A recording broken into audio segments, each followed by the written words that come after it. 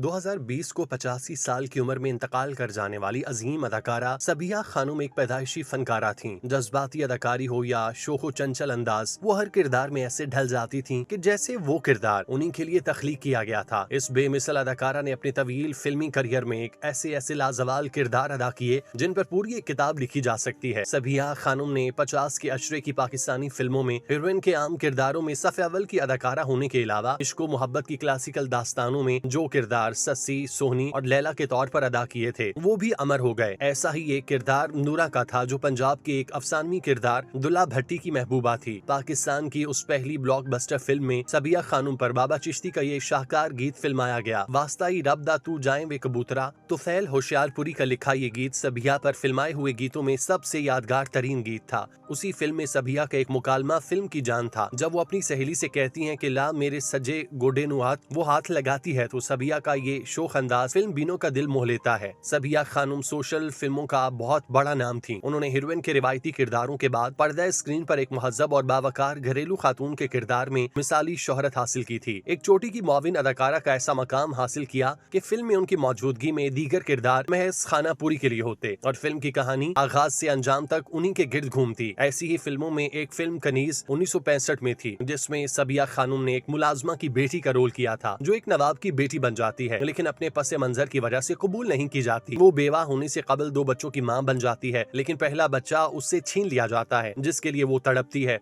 और आखिर में मालो जर से ज्यादा माँ की मोहब्बत और शफकत को तरजीह देता है। इस फिल्म की कहानी बड़ी दिलगुदाज थी जिससे सबिया खानम की जज्बाती अदाकारी यादगार बना देती है। टाइटल और थीम सॉन्ग गाने में यदौली रखने वाले अजीम गुलकार मसूद राना ने इस फिल्मी किरदार के लिए एक बहुत बड़ा पुर असर पर्दा थीम सॉन्ग गाया था। तुझे हकीर समझेगी ये दुनिया, तेरा गुनाह यही है, एक कनीज है तू। मसूद राना का सबिया खानम के साथ दूसरा साथ उनकी जाती फिल्म तस्वीर में था जिसमें थीम सॉन्ग ये था, दुनिया का ये दस्तूर है, दुनिया से गिला क्या, आईने की किस्मत में है पत्थर के सिवा क्या। सबिया खानम की फिल्म में मौजूदगी से दीगर फनकारों की हैसियत सानवी हो जाती थी। सबिया खानम के लिए मसूद राना के गीत ऐसे पुरअसर थीम सॉन्ग फिल्म डायरेक्टर और राइटर का काम बड़ा आसान कर देते थे, क्योंकि फिल्म बीनों पर जो असर एक पुरसोज गीत करता था वो किसी तहरीर, तस्वीर या स्क्रीन प्ले में मुमकिन नहीं होता। मसूद राना की पसे पर्दा आवाज एक गैब की आवाज की तरह होती जिसमें फिल्म की कहानी के अलावा फिल्मी किरदारों के लिए रहनुमाई और हौसला अफजाई होती। पुरसोज आवाज का सहर ऐसे जज्बाती मनाजिर को अमर कर देता था और यही कमाल उन्हें दीगर गुलकारों में मुमताज करता। इस फिल्म में मसूद राना ने सबिया खानम के पसे मंजर में मौलाना अल्ताफ हुसैन हाली की मशहूर जमाना नात भी गाई थी। वो नबियों में रहमत लक़ब पाने वाला, मुरादें गरीबों की बर लाने वाला मौसीकार खलील अहमद ने बगैर किसी साज के एक उम्दा धुन बनाई जिसमें मसूद राना की दिलकश आवाज एक समा सा पैदा कर देती थी। उसी फिल्म के एक मंजर में सबिया खानम कुरान करीम की क़िरात करते हुए भी नजर आई। मसूद राना ने फिल्म सितमगर में माँ के दिल को तोड़कर ममता की जन्नत छोड़कर और फिल्म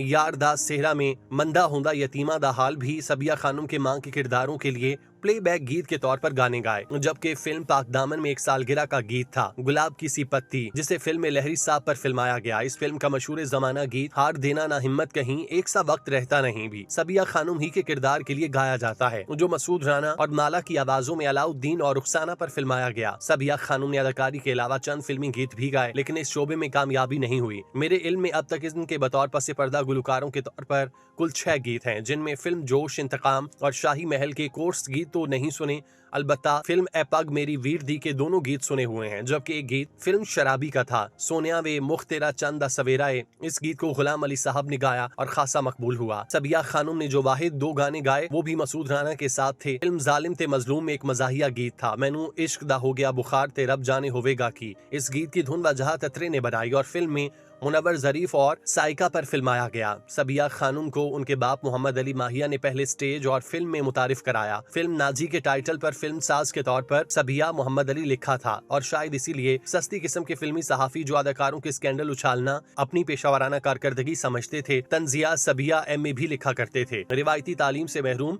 इस पुरज़्म अदाकारा ने शादी के बाद BA की डिग्री लेकर नई मिसाल कायम की। 11 लोगों ने उनके मुआशके पर भी खासी मगजमारी की और कभी उसे दर्पण और कभी मसूद के साथ न थी करते, लेकिन वो तो पहली नजर में ही अपने संतोष की हो गई थी। सबिया खानम की पैदाइश 1 अक्टूबर 1935 बताई जाती है। सबिया का बाप गुजरात का एक कोचवान था और खासा खुश अलहान था। पंजाबी गायकी की एक मशहूर सनफ माहिया गाने का माहिर था, जो उनके नाम का लाहिका बन गया था। एक अमीर जादी को अपने तांगे पर कॉलेज छोड़ने जाता और अपने गीतों से उसका दिल जीतने में कामयाब हो गया था। यहाँ मुझे फिल्म अजदा माहीवाल में मसूद राना का गाया हुआ एक माहिया याद आ रहा है, जो बिल्कुल ऐसी ही एक फिल्मी सूरत हाल के लिए गाया गया था। दो पत्थर अनारा दे रब्बा साडा माही मेल दे दिन आगे बहारा दे। समाजी ऊंच नीच का नतीजा था कि इकबाल नामी अमीरजादी एक दिन अपने कोचवान आशना के साथ घर से फरार हो गई। इश्क का भूत उतरा और तल्ख जमीनी हकायक सामने आए तो उस नाहल और निखट्टू ने एक शरीफ जादी को घर की बाइज्जत चारदीवारी से निकालकर स्टेज और फिल्म की रंगीन बेरहम दुनिया तक पहुंचा दिया। 1938 में बनने वाली फिल्म सस्सी पुन्नू में बालो नामी अदाकारा उस वक्त तक मुख्तार बेगम नामी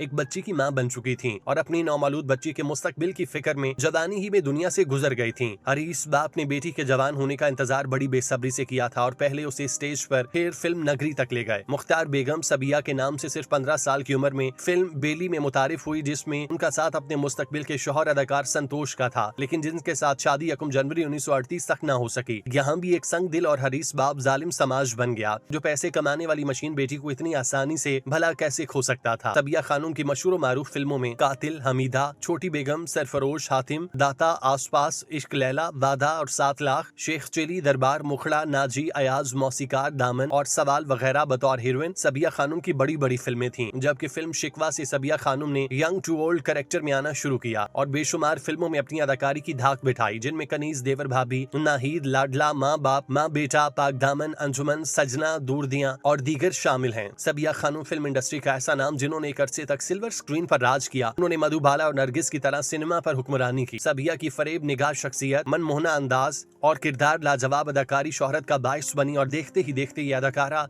लाखों दिलों की धड़कन बन गईं। सबिया खानम 16 अक्टूबर 1936 को गुजरात में पैदा हुई। वालिद मोहम्मद अली माहिया का ताल्लुक मौसीकी से था। मोहम्मद अली माहिया अपने दोस्त सुल्तान खोसर के कहने पर लाहौर आए और यहाँ स्टेज से मुंसलिक हो गए। उन्हीं दिनों शायर और मुसन्निफ नफीस खलील ने स्टेज ड्रामा बुत शिकन करने का फैसला किया, जिसमें सुल्तान खोसर भी ये किरदार निभा रहे थे। उनकी सिफारिश पर सबिया को भी किरदार मिला। उन्होंने ये किरदार खूब निभाया और शायकीन से दाद भी वसूल की। 50 की दिहाई में फिल्म साजों हिदायतकार मसूद परवेज ने उन्हें फिल्म बेली से फिल्मी दुनिया में मुतारिफ कराया। इस फिल्म में सबिया खानम की कारकर्दगी को सराहा गया, लेकिन मजमूई तौर पर बेली को वो कामयाबी नसीब न हुई जिससे फनकार सफ अव्वल में जगह बना लेते हैं। इसी दौरान मुसन्निफ और हिदायतकार अनवर कमाल पाशा ने अपनी फिल्म दो आंसू में सबिया को बतौर हीरोइन कास्ट किया।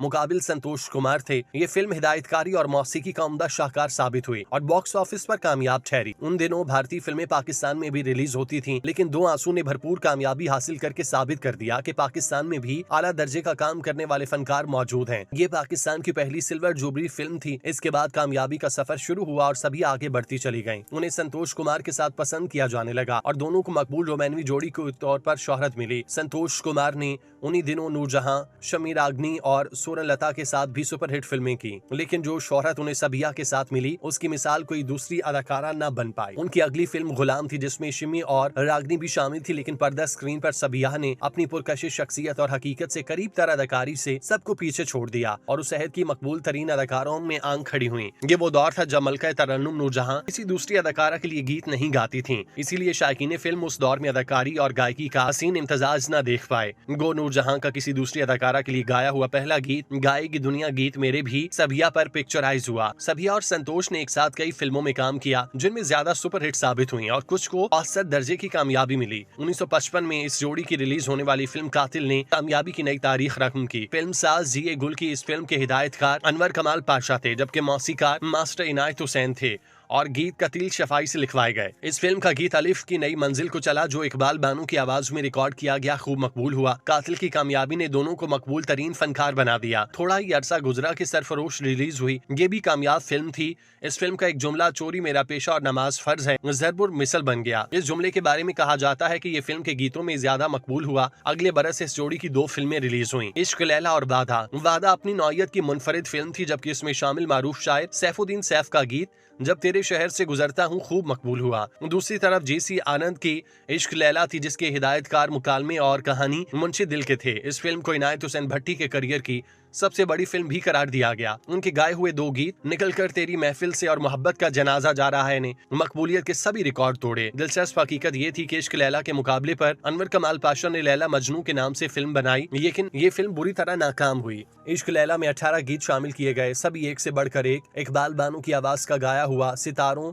तुम तो सो जाओ जैसा शाकार भी इसी फिल्म से सामने आया। नाकदीन का कहना है कि लैला मजनू की दास्तान पर बनने वाली फिल्मों में कोई अदाकारा ऐसी नहीं जिसने सबिया के तासुर को जायल किया हो। सबिया ने ऐसी डूब कर अदाकारी की थी कि शायकीन को यही महसूस हुआ अगर कोई लैला थी भी तो खुद इस फिल्म में काम कर रही है। संतोष और सबिया हकीकी जिंदगी में भी एक दूसरे से खूब मोहब्बत करते थे। दोनों ने शादी की और फिल्म इंडस्ट्री की शादियों के बरक्स निभाई भी। सबिया खानम कामयाब अदाकारा रही। उन्होंने नूरजहां, मुसर्रत नजीर और सुरनलता के दौर में काम किया और मुनफरिद पहचान बनाई। नाकदीन फन उन्हें पाकिस्तान फिल्म इंडस्ट्री की सबसे अच्छी अदाकारा करार देते हैं। फिल्मी दुनिया को खैरबाद कहने के बाद वो अमेरिका मुंतकिल हो गई, जहां उन्होंने दम तोड़ा। अल्लाह उनकी मगफिरत फरमाए, आमीन।